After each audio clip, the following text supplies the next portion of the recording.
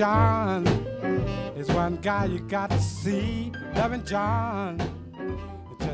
It's really a great marriage story of their journey and their struggle with him trying to be a better man, you know, trying to be a better man, but sometimes he gets caught up in the money side of everything. So, I mean, it is a love story at the same time, but it's also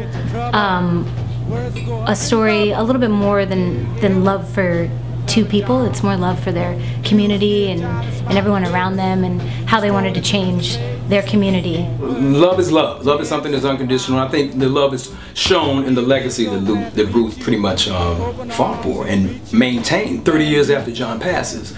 She's still holding open that record show. Dude, if that's not love, I don't know what is. Friend you'll never find. Loving John will always be a friend of mine. If you haven't dug him yet, boy, you sure